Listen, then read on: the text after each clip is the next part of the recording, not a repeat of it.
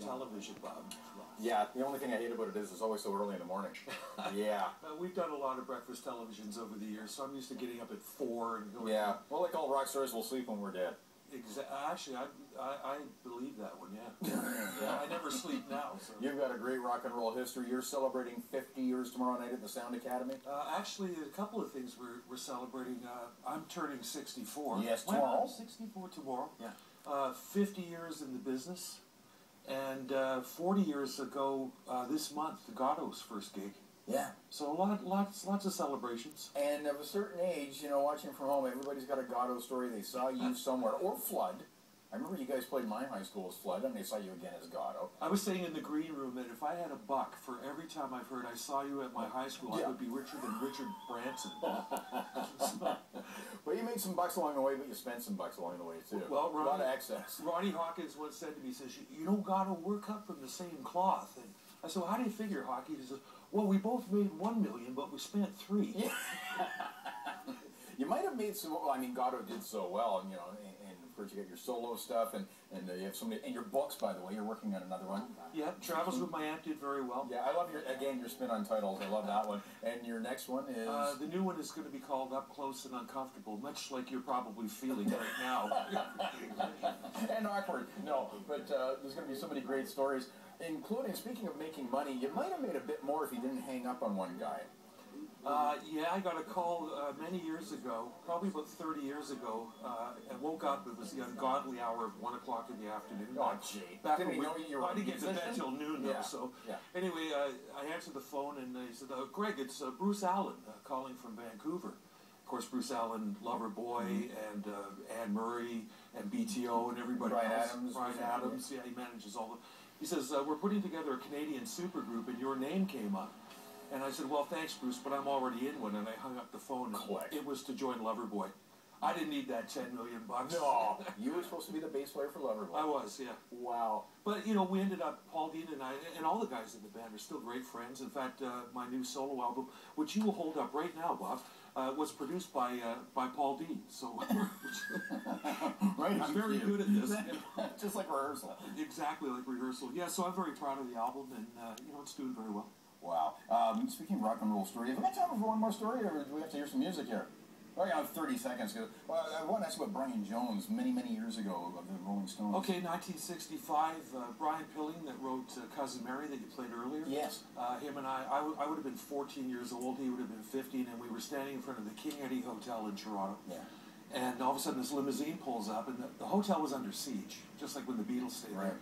But there was nobody at the front door, and all of a sudden we looked, you know, and coming down the 3 stairs there is Brian Jones of the Rolling Stones. And he was my hero. Yeah. And I went on my way to try and look like him back in those days, which is hard for people to believe now, of course. Yeah. But anyway, you know, he came up to us, and then the cops all came around, and these girls were trying to get him, and he took off. And then 2 minutes later, Bill Wyman came out, so we got to see. How old were you? I was 14 years old. Okay, that's when you said, I want to do this. You know what? You know what we really have to talk about is tomorrow night. Goddo is playing at the Sound Academy with Danny Coker's band. Danny Coker is also known as the Count.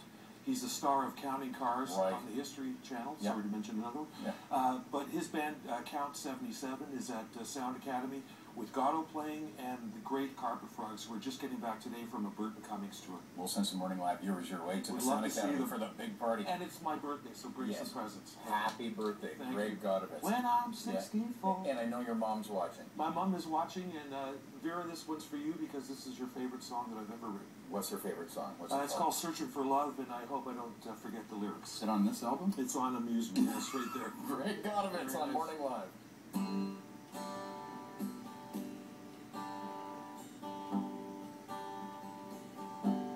I'm searching for love